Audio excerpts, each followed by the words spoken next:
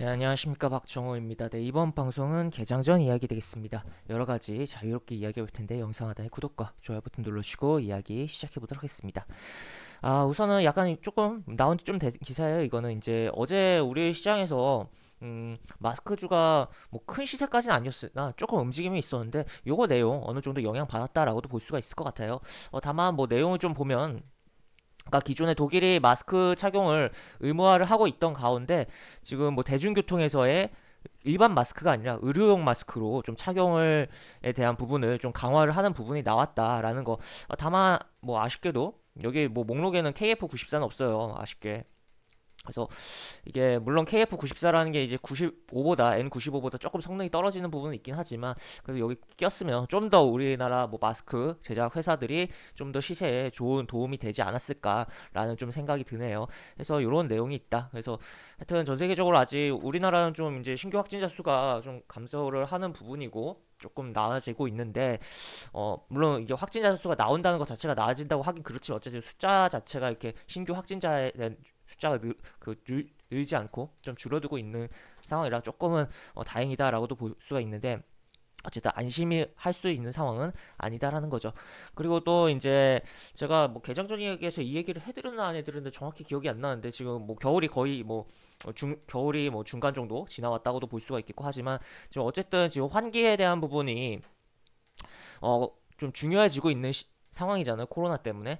그렇기 때문에 뭐 환기를 시키는 부분들이 많을 텐데 지금 이 환기를 하는 과정에서 어떻게 보면 갑자기 이렇게 찬바람이 실내로 많이 들어오면 우리 건강에 이제 혈압에 특히 혈압에 안 좋은 영향을 끼쳐서 순식간에 이제 온도가 뭐 4도 이상 막 떨어진다고 해요.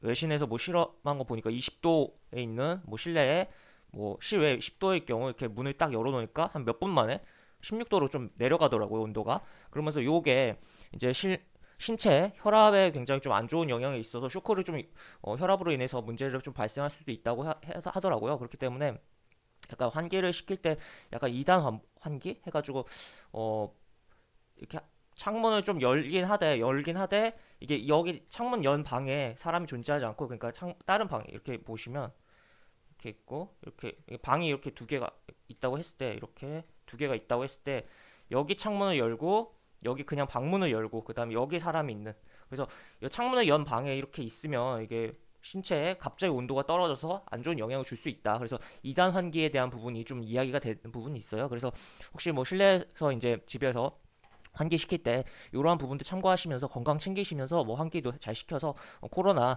잘 뭐 걸리지 않도록 조심하자라는 의견 드리도록 하겠고 하여튼 이런 내용이 있다라고 정도 보시면 될 것 같습니다. 그 다음에 지금 참 뭐 타이틀을 굉장히 자극적으로 지어놨어요. 보시면 뭐 삼성 따돌리 저로얘기에다 뭐 이런 식으로 해놨는데 이게 TSMC라는 회사가 대만 회사거든요. 대만 회사인데 지금 이 반도체라는 것은 우리가 흔히 말했을 때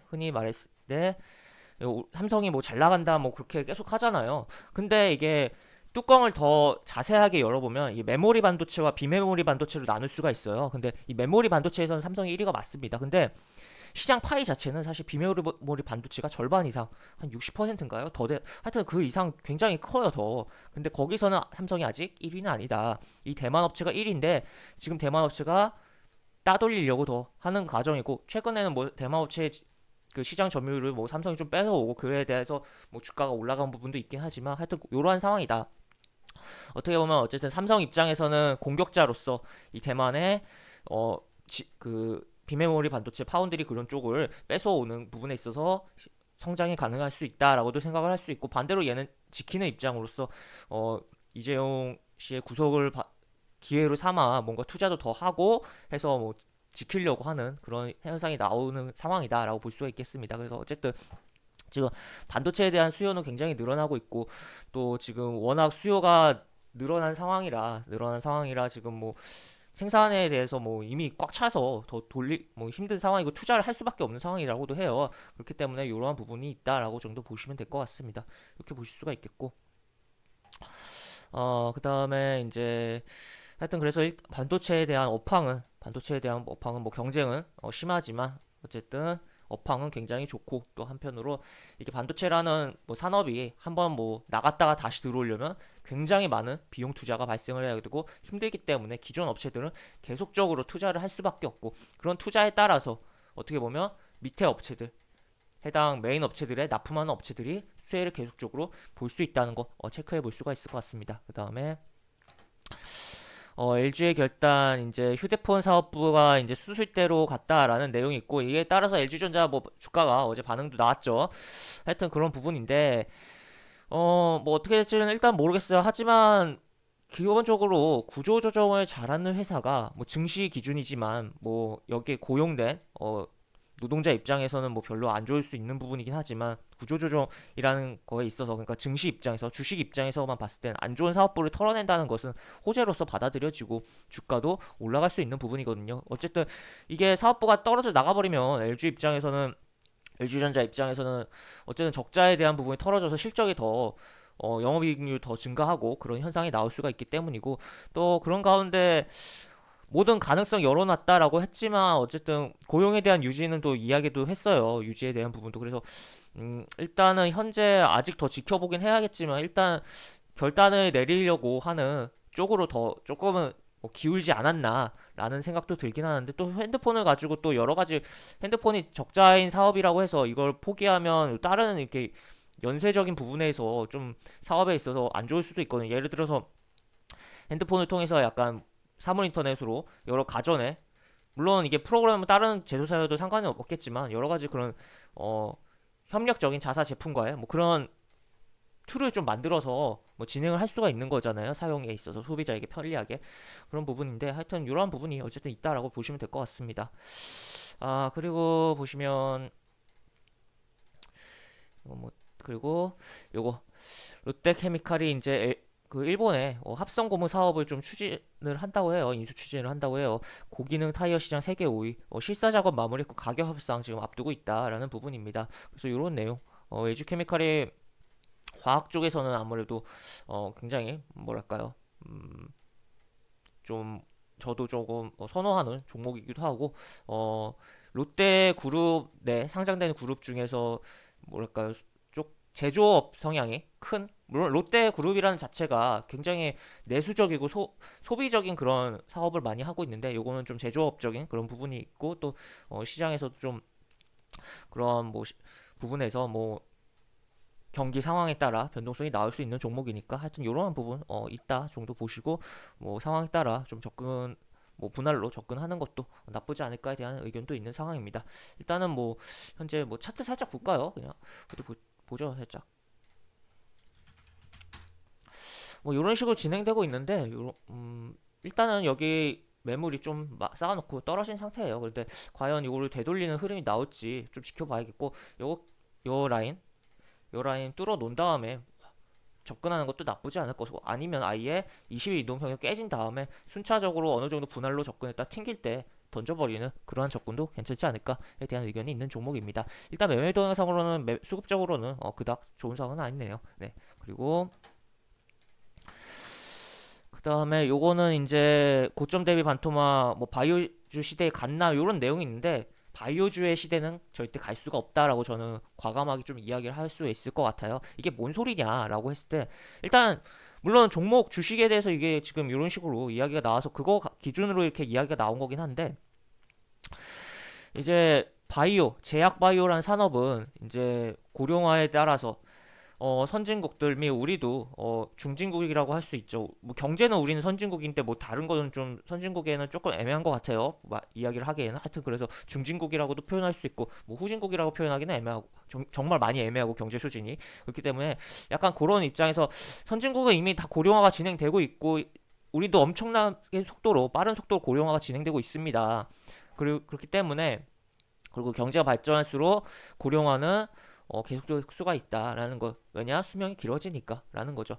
그렇기 때문에 이러한 부분에 있어서 제약 바이오주에 대한 그런 산업적인 성장은 계속적으로 이어질 수밖에 없는 부분이고, 뭐 다만 요거 이 기사 같은 경우 주가에 대한 부분으로 한정해서 조금 이야기가 많이 나온 부분이긴 한데, 하여튼 우리가 계속적으로 제약 바이오는 신경을 쓰고 관심을 가져야 되는 부분이고, 또 시장이 뭐 뭐 다른 업종들이 전부 다 쉬어갈 때 제약바이오 홀로 움직이는 시장도 연출될 수 있다는 것도 생각을 해봐야 되고, 그러한 제약바이오들이 시장을 또 견인할 수도 있다는 것도 생각을 해봐야겠죠. 하여튼 이런 내용이 있다라는 거. 하여튼 이 산업에 대해서, 이 주식에 대해서는 이런 뭐 바이오지가 같나 이런 의문점을 분명 던져볼 수 있겠지만, 대표적인 종목들이 주가가 최근 안 좋았기 때문에. 하지만 산업적으로 봤을 때는 제약바이오를 성장 산업으로서 계속 봐야 된다라는 거 체크해 볼 수 있을 것 같습니다. 그 다음에 요거는 제가 뭐 경제 중국이 경제가 살아나면서 여러 가지 뭐 세계에 여러 여파들을 주고 있다고 했죠. 원자재에 대한 부분도 그런 가운데 이런 내용도 있어요. 따따블 불러도 못 거는 벌커선 중국 때문에 기업도 속탄다. 지금 중국이 여기 보시면 뭐 내용 좀 내려보면 원자재 블랙홀로서 지금 운이 작용을 하면서 운임이 굉장히 치솟고 있다라는 거죠. 그래서 이러한 해운 업종에 대한 부분이 부각이 계속적으로 어느 정도 될 수 있다라는 거 좀 체크를 해볼 수가 있겠고, 여기 그렇게 볼 수가 있을 것 같습니다. 그리고 이것뿐만 아니라 원자재 뭐 그리고 식량이라든지 뭐 하여튼 뭐 원자재 뭐 식량도 어떻게 보면 포함될 수가 있는 거긴 한데, 큰 틀에서 보면 하여튼 이러한 부분들, 하여튼 지금 중국이 뭐 굉장히 뭐 경제가 조금 살아나면서 블랙홀로 작용하고, 그에 따라 세계 여파를 주고 있다라고 보시면 될 것 같습니다.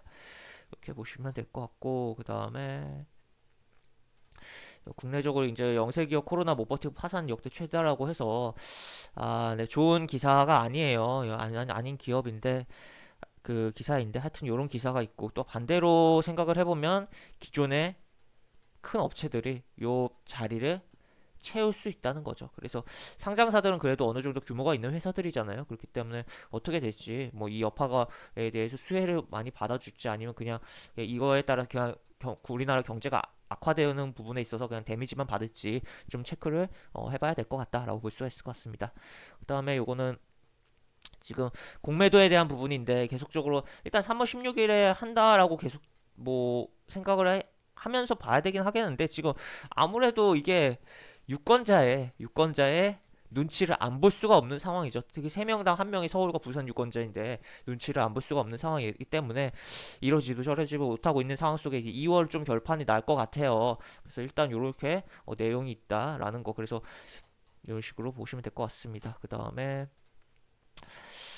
뉴욕 증시 바이든 취임에 사상 최고치로 화답했다, 이렇게 내용이 나와 있고, 어, 증- 미국 증시에서 미디어 관련주들이 업종에 미디어 종목들이 뭐 이런 식으로 넷플릭스도 그렇고 굉장히 가장 강했고, 그 다음에 뭐 도소매, 그 다음에 뭐 컴퓨터 및 전자장비, 그 다음에 뭐 자동차 관련 부품주들의 업종의 종목들의 움직임이 가장 좀 컸던 지난 밤이었다라고 볼 수가 있을 것 같고, 지금 미디어 관련된 종목들은 OTT에 대한 부분으로 계속적으로 부각이 될 수밖에 없고, 어제 우리나라 시장에서도 관련 종목들이 뭐 특정 종목 같은 경우는, 특정 드라마 제작사 같은 경우는 이제 뭐 정치 테마성도 있긴 했지만 하여튼 굉장히 강한 흐름들이 나왔는데, 하여튼 OTT에 대한 부분은 계속적으로 생각하고 있어야 되고, 개인적으로 이게 포트에 꼭 담아야 되는 분야를 생각을 해본다면 반드시 OTT 관련해서 콘텐츠 종목 같은 경우는 한 종목 정도는 포트에, 계좌에 꼭 있어야 되지 않을까 저는 좀 생각을 해요. 그래서 그러한 부분 좀 생각을 해볼 수가 있겠다라고 볼 수가 있겠습니다.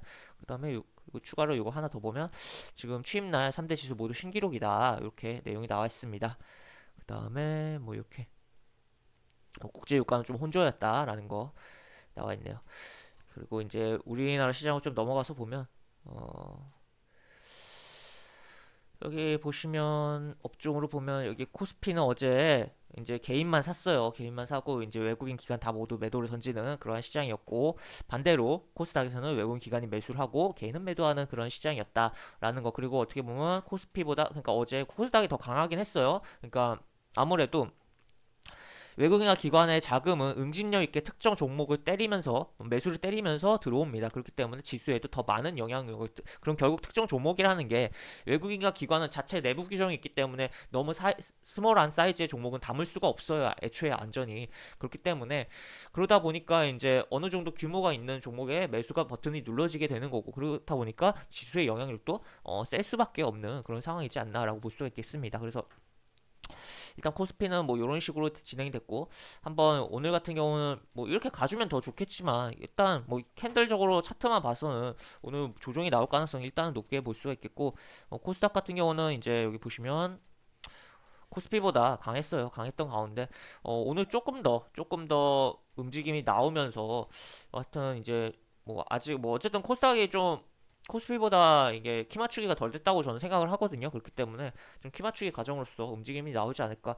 어쨌든 코스피, 코스닥 이제 990, 코스피 3200 포인트가 이제 확정되면서 이제 올라가면서 좀 올, 위로 올라가고 이제 지켜주는 흐름이 나오기 전까지는 어쨌든 지금 뭐 왔다 갔다 하면서 조정 국면이 계속 이어지고 있다라고 뭐 평가를 해야 되겠고 그런 과정에서 일단은 뭐 개별적인 종목들의 움직임도 어느 정도 나오고 하면서 어느 정도 이제 최근에 뭐 여기 코스피 기준으로 했을 때 요런 구간보다는 이 지수 상승하는 구간에 이제 하락 종목이 더 많았었잖아요. 그런 구간보다는 체감은 더 좋지 않을까. 이게 조정 구간이긴 하더라도 그런 생각이 들기도 하고 하여튼 그러한 부분이다 정도 체크해 볼 수가 있을 것 같습니다.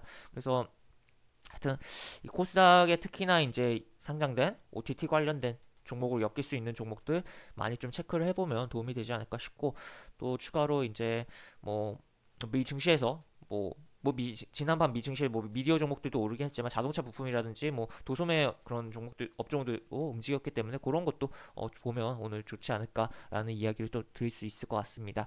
그래서 이것으로 영상은 마무리를 하도록 하겠습니다. 이상 박정우였습니다. 네, 감사합니다.